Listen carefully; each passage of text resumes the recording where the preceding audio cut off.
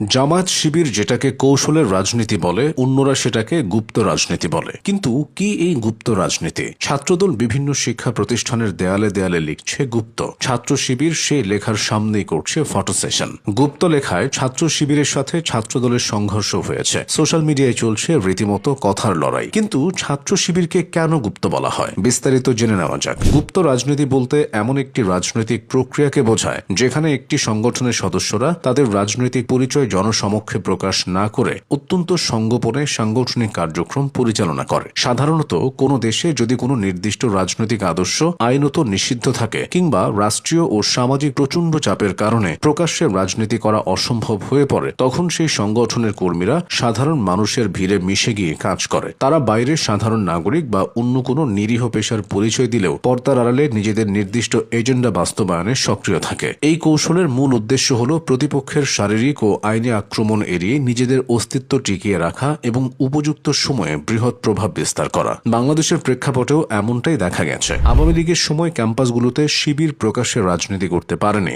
গণ অভ্যুত্থানের পর সে সময় ঢাকা বিশ্ববিদ্যালয় শাখা শিবিরের সভাপতি সাদিক কায়েম এবং সাধারণ সম্পাদক এস.এম. ফরহাদ যখন প্রকাশ্যে আসেন, তখন সাধারণ শিক্ষার্থীরা বিস্মিত হয়েছিলেন। কারণ আওয়ামী লীগ আমলে দীর্ঘ সময় ধরে তাদের শিবিরের পরিচয় সম্পূর্ণ গোপন ছিল। শিবিরের সাথে সংশ্লিষ্টতার সামনে আসার পর সামাজিক যোগাযোগ মাধ্যমে সাদিক কায়েমের ছাত্রলীগের মিছিল বা দলীয় কর্মসূচিতে উপস্থিত থাকার ছবি ও ভিডিও ভাইরাল হয়। শুধু সাদিক কায়েম নয়, বিগত ১.৫ দশকে আওয়ামী লীগ সরকারের কঠোর দমনপীড়ন ও আইন শৃঙ্খলা রক্ষাকারী বাহিনীর নজরদারি এড়াতে ছাত্র শিবিরের অনেক সামনের সারির নেতা এই কৌশলী পথ বেছে নিয়েছিল। তারা ছাত্রলীগের মতো প্রভাবশালী সংগঠনের ভেতরে ঢুকে নিজেদের ব্যক্তিগত সুরক্ষা নিশ্চিত করেছে, অথবা সাধারণ শিক্ষার্থীদের মাঝে মিশে গিয়ে মেধাভিত্তিক এবং সাংস্কৃতিক কাজের আড়ালে সদস্য সংগ্রহ করেছে। এই যে নিজের আসল রাজনৈতিক সত্তা লুকিয়ে রাখা এবং ভিন্ন একটি আদর্শের ছায়াতলে নিজেকে নিরাপদ রাখা, এটাই বিরোধী পক্ষগুলোর কাছে শিবিরকে একটি রহস্যময় বা গুপ্ত সংগঠন হিসেবে তুলে ধরেছে। ছাত্র শিবিরের মতো জামায়াত ইসলামীকে ঘিরেও